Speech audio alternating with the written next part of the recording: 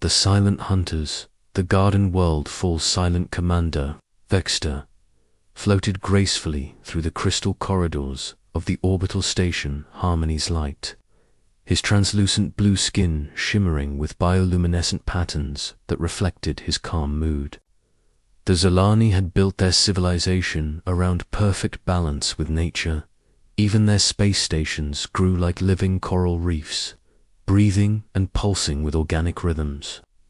Through the transparent walls, he could see his homeworld Vethra, spinning slowly below, its surface a masterpiece of emerald forests and sapphire oceans.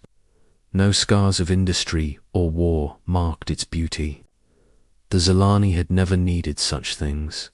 His peaceful contemplation shattered when Navigation Officer Lathara's voice rang out across the command center, her usual melodic tones sharp with panic. "Commander, we're receiving emergency transmissions.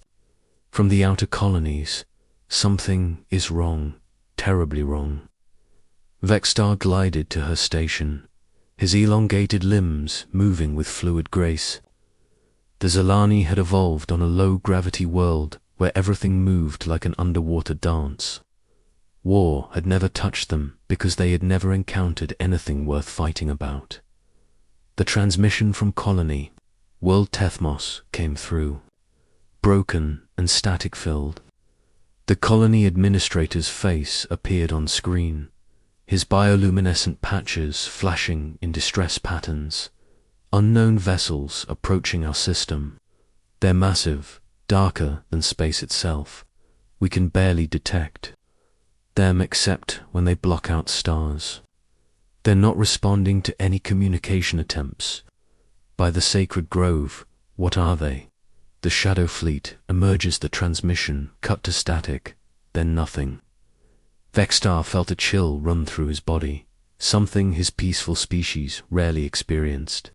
He ordered long-range sensors to focus on the Tethmos system, though it would take hours for the readings to reach them across the vast distance.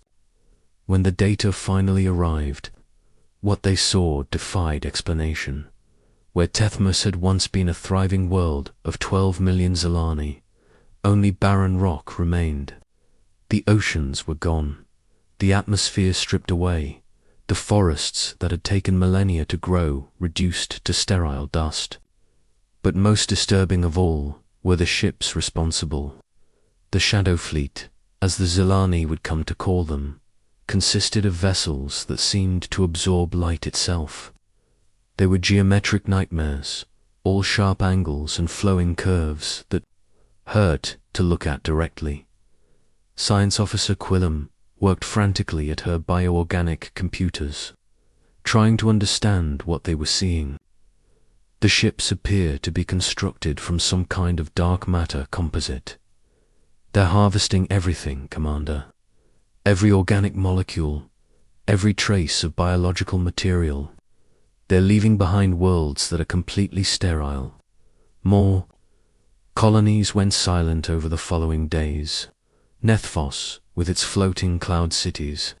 Weltara, home to the galaxy's most beautiful crystal forests. Each world fell to the same pattern.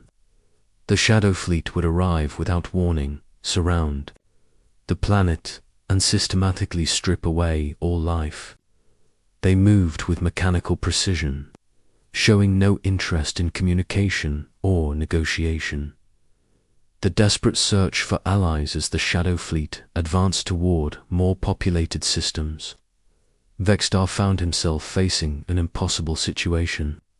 The Zil had no weapons, no military, no concept of how to fight such an enemy. Their ships were designed for exploration and research, not warfare. Their society had been built on the principle that all intelligent life could be reasoned with. But these invaders seemed to view other species as nothing more than resources to be consumed. "Send messages to all our allies," Vextar ordered, though his heart sank even as he spoke the words. "The Karathi Collective, the wise minds of Ultrua, the crystal singers of Vethma. Perhaps together we can find a solution." The responses that came back were uniformly discouraging. The Karathi, masters of technology and logic, admitted they had no weapons capable of harming the Shadow Fleet. The wise minds, ancient beings of pure thought, could offer only philosophical comfort. The crystal singers, who could manipulate matter with their harmonic frequencies, reported that their most powerful songs had no effect on the dark matter ships. Lethera approached Vexstar with a datapad, her bioluminescent patches flickering with uncertainty. "Commander, I've been researching every spacefaring species in our galactic databases. There might be one option we haven't considered." She paused, as if reluctant to continue. "The humans of Earth." Vexter-esque patches dimmed with distaste. Every civilized species in the galaxy knew about the humans. They came from a world so hostile that it had shaped them into natural predators. Where other species had evolved cooperation and harmony, humans had developed aggression and violence. They were the only known species that had achieved spaceflight while still engaging in warfare among their own kind. Most advanced civilizations avoided contact with them, considering them too dangerous and unpredictable. "They're barely more civilized than wild animals," Quillen protested. "Their homeworld is a death trap of extreme weather, poisonous creatures, and unstable tectonics. They solve every problem with violence." But as Vexter watched another colony disappear from their sensors, consumed by the advancing Shadow Fleet, he realized they were out of options. "Send the message," he said quietly. "If anyone in the galaxy knows how to fight, it would be the Deathworlders." Earth receives the call. Admiral Sarah Chen stood in the strategic command center of Lunar Station, watching Earth turn slowly through the massive, transparent dome above. At 55, she had served in the Terran Defense Fleet for 30 years. From the Mars colonial wars to the asteroid belt conflicts, her black hair was streaked with gray now, and her dark eyes held the weight of countless tactical decisions. Unlike the peaceful aliens who dominated the galaxy, Sarah had grown up knowing that the universe was a dangerous place where survival required strength and determination. The Zilani transmission had been received 12 hours ago, and the emergency council was still debating humanity's response. The aliens' desperate plea played again on the main screen. Commander Vexstar, as ethereal form and melodic voice, painted a picture of terror as he described the Shadow Fleet's systematic consumption of entire worlds. "They cannot be reasoned with, cannot be negotiated with." The alien commander's translated words echoed through the chamber. "They view all organic life as nothing more than fuel for their expansion. We know your species has a reputation for violence, for solving conflicts through warfare. We have never asked anyone to fight our battles, but we are facing extinction. Please, if there is any mercy in your warrior hearts, help us." General Marcus Rodriguez, head of fleet operations, leaned back in his chair. "It's a trap. Has to be. These peaceful aliens suddenly need our help fighting some mysterious enemy. They've spent decades treating us like dangerous animals, and now they want us to risk our ships and crews for them." Dr. Elena Bascas, the fleet's xenobiology specialist, shook her head. "The energy signatures in their sensor data are real. General, these Shadow Fleet ships are using technology we've never encountered. Dark matter manipulation on this scale shouldn't be possible, but the evidence is right there." Admiral Chen studied the tactical projections. The Shadow Fleet was advancing through Zilani space at a steady pace, consuming everything in its path. At their current rate of expansion, they would reach the core worlds within months, and eventually they might reach Earth. "What's our fleet strength?" she asked. 150 capital ships across all 3 fleets, Rodriguez replied. plus support vessels, fighters, and the new Prometheus-class dreadnoughts. We could deploy within 48 hours if needed. President Harrison's image appeared on the communication screen from Earth. The elderly statesman looked tired, but his voice was firm. Admiral Chen, I'm authorizing full deployment of the Terra Defense Fleet. These aliens may have treated us like barbarians, but we don't let genocidal maniacs consume innocent worlds. Show them what Deathworlders do when someone calls for help. The fleet departs. The sight of the human fleet assembling in Earth orbit was both beautiful and terrible. Unlike the organic curves of Zilani vessels or the crystalline perfection of other alien ships, human warships were built for one purpose: to destroy other ships. The flagship Indomitable was a kilometer-long beast of metal and composite armor, bristling with kinetic weapons, plasma cannons, and missile pods. Around it, cruisers, destroyers, and fighters formed up in precise formation. Captain Elena Rodriguez stood on the bridge of the heavy cruiser Valkyrie, watching the final preparations. As the daughter of Mexican immigrants, she had grown up in the asteroid mining colonies where life was hard and death was always one accident away. That harsh environment had shaped her into a leader who never gave up, never backed down from a fight. "Ma'am," her communications officer called out, "we're receiving deployment orders from Admiral Chen. Full hyperspace jump to Zilani territory in 6 hours." Alina nodded, then opened a channel to her crew. "All hands, this is the captain. We're heading into unknown territory to face an enemy that can strip planets bare of all life. The aliens we're going to help think we're violent primitives who solve everything with guns and bombs." She paused, looking out at the starfield ahead. Maybe they're right, but sometimes the galaxy needs someone willing to get violent when innocent people are dying. Today, we show them what humans do when the monsters come calling. The human fleet entered hyperspace, leaving Earth behind as they raced toward a battle that would determine the fate of entire civilizations. In the depths of space, the Shadow Fleet continued its relentless advance, unaware that the apex predators of the galaxy were now coming for them. Admiral Chen stood in her ready room aboard the Indomitable, studying intelligence reports about their mysterious enemy. Every analysis confirmed the same disturbing pattern. The Shadow Fleet consumed everything organic, leaving behind sterile worlds devoid of life.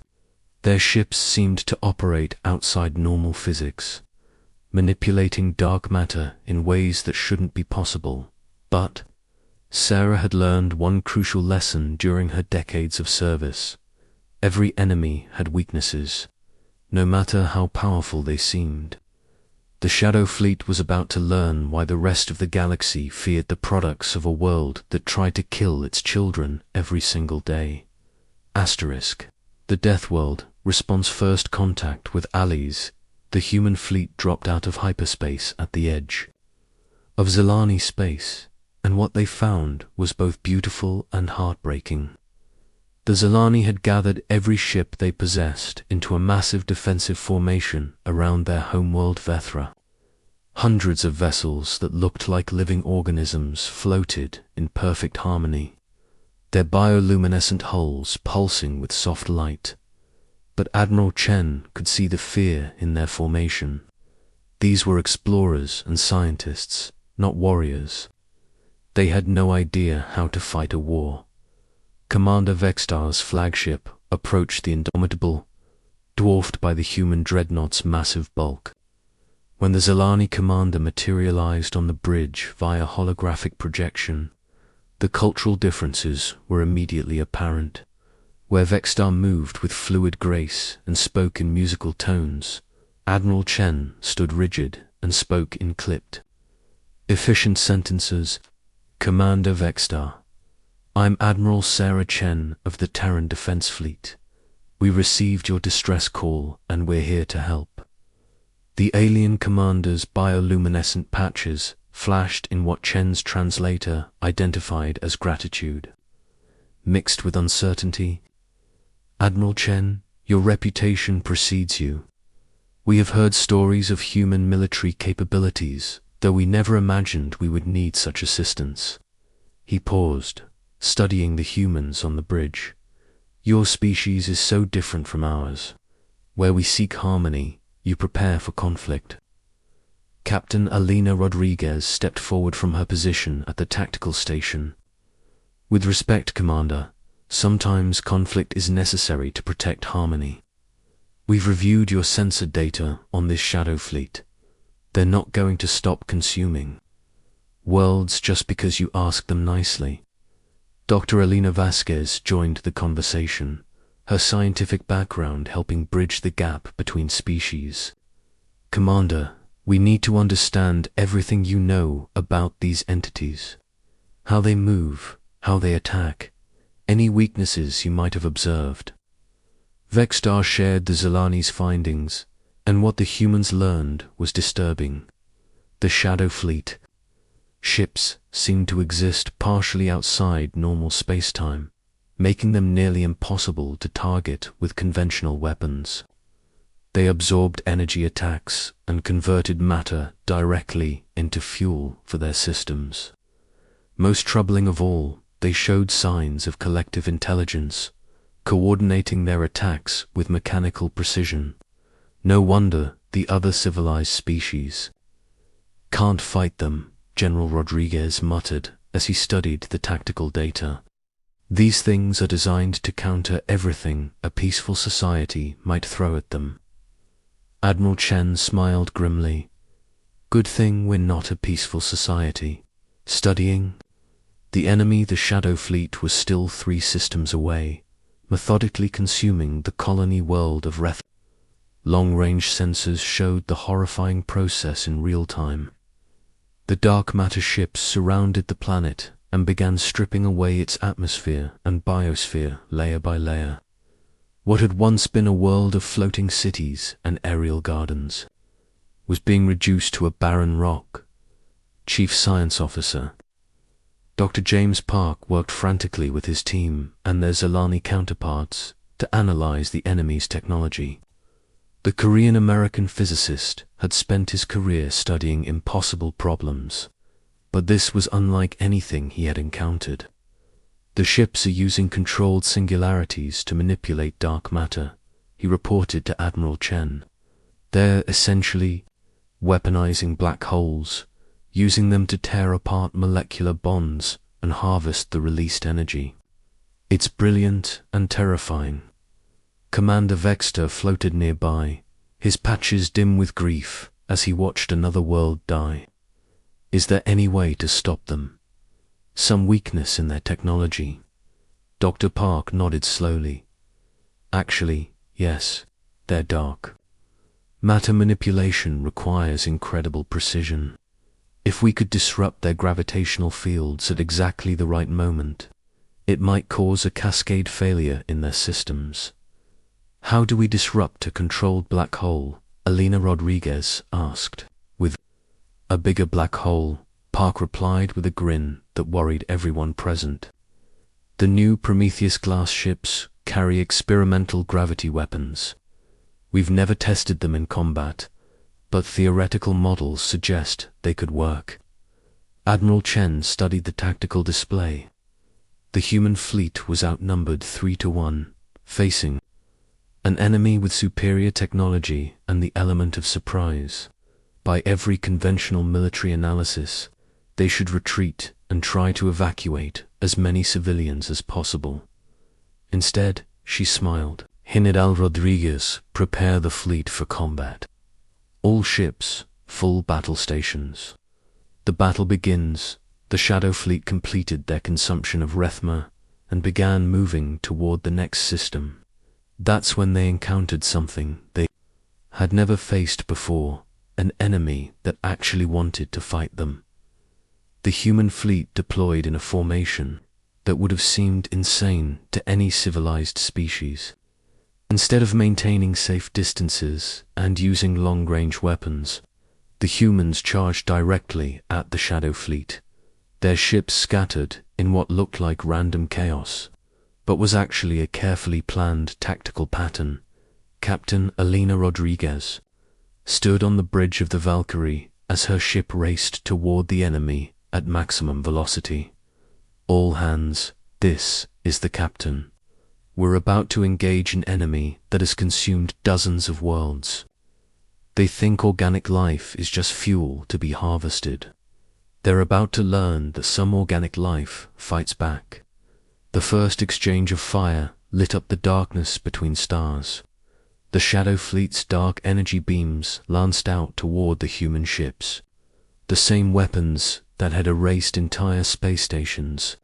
But human military doctrine was built around one simple principle: take damage and keep fighting. The destroyer, Maratha, took a direct hit that would have vaporized a Zalani vessel. Instead, her captain, Maria Santos, routed power around the damaged sections and kept firing. "Hull breach on decks 4 through 7, her damage control officer reported. But engines and weapons are still online." "Then we keep fighting," Santos replied, launching a spread of kinetic torpedoes at the nearest shadow ship. The human weapons were primitive compared to the enemy's dark matter technology, but they had one advantage the Shadow Fleet hadn't expected: sheer volume of fire.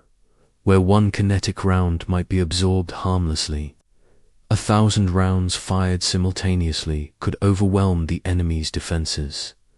The tide turns. Commander Vexstar watched the battle from his flagship, amazed and horrified by human tactics. Where Zalani would have tried to minimize casualties and seek peaceful solutions, the humans threw themselves into combat with terrifying intensity. Ships that should have retreated when damaged instead pressed their attacks. Crews that should have been panicking instead worked with calm efficiency to keep fighting. "They're insane," his science officer, Quillam, whispered. "That cruiser has lost half its hull plating and it's still attacking." "No," Vexter replied quietly. "They're not insane. They're desperate, and that makes them dangerous." The breakthrough came when Dr. Park's gravity weapons went online. Prometheus Glass Dreadnought, Terra's Fury opened fire with experimental gravitational pulse cannons, sending ripples of twisted spacetime toward the Shadow Fleet. The effect was immediate and devastating. The shadow ship's carefully controlled dark matter fields began to destabilize. Their hulls, which had seemed impervious to damage, started to buckle and warp as competing gravitational forces tore them apart from within. One by one, the dark vessels began to implode, their own weapons turning against them. "It's working," Dr. Park shouted over the communications channel. "The gravity pulses are disrupting their dark matter cohesion. They're losing structural integrity." Admiral Chen saw the opportunity and seized it. "All ships, concentrate fire. On the damaged vessels, don't let them recover." What followed was less a battle than an execution. The Shadow Fleet, which had seemed invincible when consuming defenseless worlds, found themselves facing an enemy that refused to be intimidated. Human ships pressed their attacks even when critically damaged. Crews fought on even when their ships were falling apart around them. Victory and understanding when the last shadow ship finally imploded in a cascade of dark energy. The silence that followed was deafening. The mighty fleet that had consumed dozens of worlds was gone, destroyed by beings they had dismissed as primitive organic matter. Commander Vexstar's holographic form appeared on the Indomitable's bridge, his bioluminescent patches flashing in patterns that the translators identified as awe and gratitude. "Admiral Chen, I must apologize. We have always seen your species as violent and unpredictable. We never understood that sometimes violence serves peace. Admiral Chen nodded, looking out at the debris field where the Shadow Fleet had been. Commander, there's something you need to understand about humans. We don't fight because we enjoy it. We fight because someone has to. Today, that someone was us. The Zilani rescue ships moved toward the planets that had been partially consumed, beginning the long process of evacuation and recovery. It would take generations to restore what had been lost, but they would have those generations thanks to the intervention of the species they had once feared. Captain Alina Rodriguez joined the conversation from her battle-damaged bridge. You know, Commander, maybe it's time the galaxy realized that having a few dangerous species around isn't such a bad thing. When the real monsters show up, you want someone on your side who knows how to fight them. In the aftermath of the battle, as human and Zilani crews worked together to rescue survivors and secure the area, a new understanding began to emerge. The galaxy was vast and often hostile. Peaceful species needed protectors, and sometimes the best protectors were those who came from worlds that had taught them to never give up, never surrender, and never let the monsters win. The Terra Defense Fleet had come to Zilani space as strangers answering a desperate plea for help. They returned to Earth as the galaxy's new guardians, proving that when aliens called for help, Deathworlders answered with everything they had.